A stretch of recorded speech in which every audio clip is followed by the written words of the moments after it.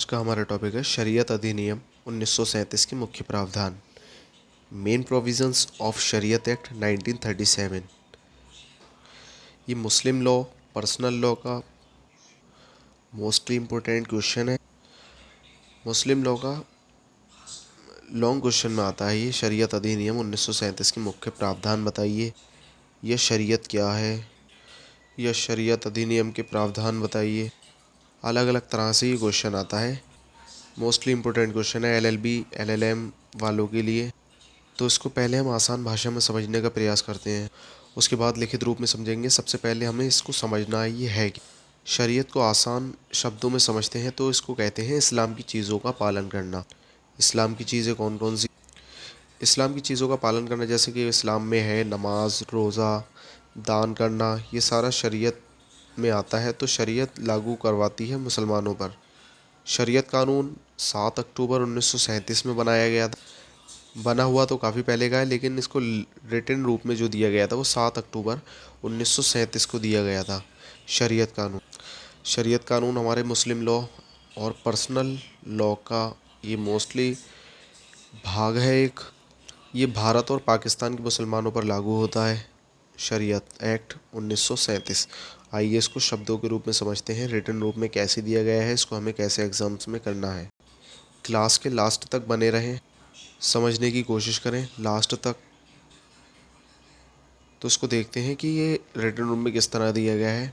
तो यह मुस्लिम कानून के इतिहास में शरीयत धर्म अधिनियम 1937 का महत्वपूर्ण स्थान है, एक मेन जगह है। इस अधिनियम के द्वारा मुस्लिम व्यक्ति विधि को लेखबद्ध किया गया है। यह अधिनियम उत्तरी पश्चिमी सीमा प्रांत को छोड़कर सारे भारत और पाकिस्तान के मुसलमानों पर लागू होता है। मैंने अभी बताया था कि भारत के और पाकिस्तान के मुसलमानों पर ये एक्ट लागू होता है। यह अधिनियम प्रत्येक संप्रदाय के मुसलमानों पर समान रूप से लागू होता है। किसी भी संप्रदाय का व्यक्ति हो, यदि वह मुसलमान है तो ये मुस्लिम लॉ, पर्सनल लॉ उसके ऊपर लागू होता है। यह ऐसे सभी रीति रिवाजों को निरस्त करता है जो अधिनियम के प्रतिकूल हैं, यानी कि जो अधिनियम में नहीं दिए गए हैं वह सारे कार्यों को निरस्त करता है, यानी कि बंद मना करता है।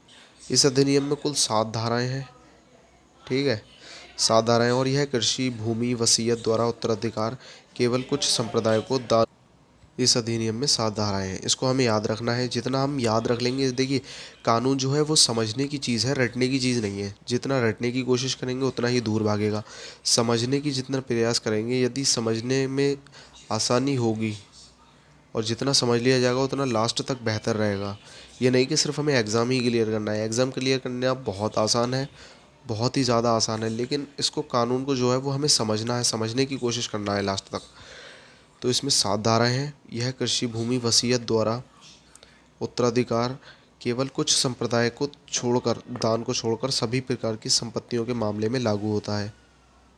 तो वो 7 धाराएं कौन कौन सी हैं इसमें समझते हैं। नंबर 1, इच्छा पत्रहीन का उत्तराधिकार।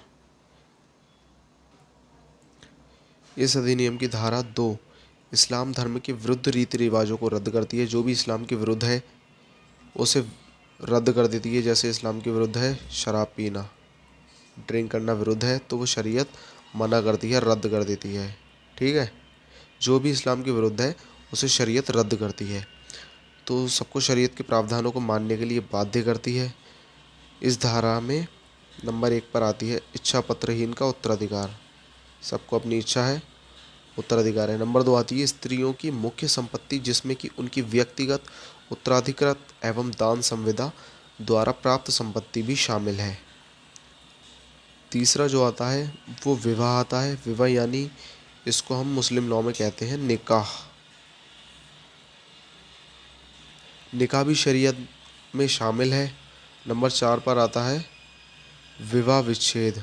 विवाह विच्छेद का मतलब है कि विवाह को ख़त्म करना, यानी कि डिवोर्स लेना, तलाक लेना, इसको कहते हैं विवाह विच्छेद। विवाह विच्छेद अगर तुम्हारा समझ में नहीं आ रहा है तो नंबर 4 धारा है तलाक। ठीक है, जिसके अंदर तलाक के अलग अलग भाग हैं। तलाक, इला, ज़िहार, खुला और मुबारत आते हैं। तो ये धारा 4 में आता है। नंबर 5 में आता है निर्वाह वृत्ति। ये निवाह नहीं होगा, ये होगा निर्वाह। निर्वाह किसे कहते हैं? जीवन यापन करने के लिए जो भी कार्य होते हैं उसे निर्वाह वृत्ति कहते हैं। जैसे कि कार्य करना, कोई बिजनेस करना, इसको निर्वाह वृत्ति कहते हैं। नंबर 6 पर आता है मेहर।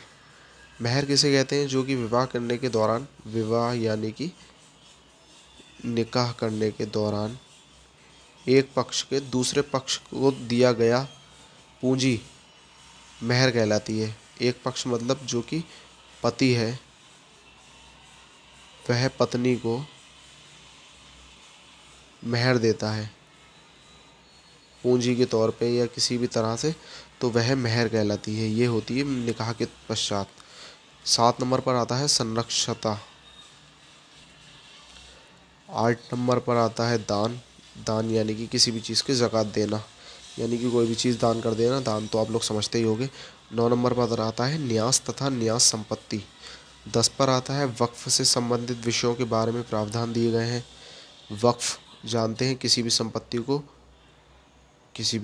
को ईश्वर के समर्पित करना। ईश्वर यानी कि अल्लाह के रास्ते में समर्पित करना, वो वक्फ कहलाती है। किसी भी चल या अचल संपत्ति को वक्फ कर देना। ठीक है। फिर आता है धारा 2 के अधिनियम की धारा 3 के अनुसार जो कोई निर्धारित प्राधिकारी को इस विषय में कर दे कि वह एक आइग्ना है, इसको रहने दो।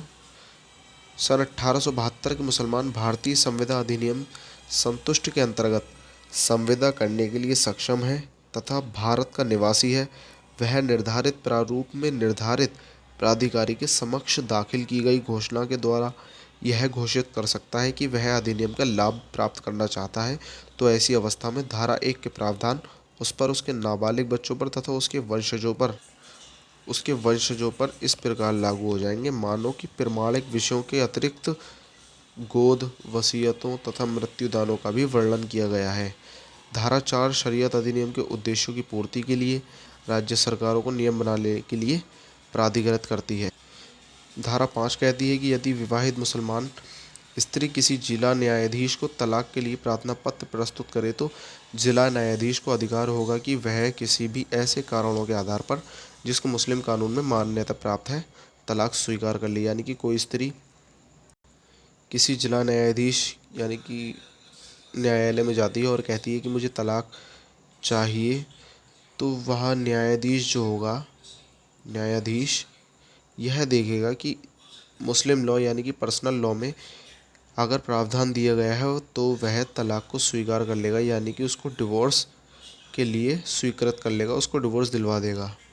यदि शरीयत लॉ में निवारण नहीं दिया गया है, शरीयत के खिलाफ वह तलाक मांग रही है, तो वह उसको रद्द कर देगा, खारिज कर देगा।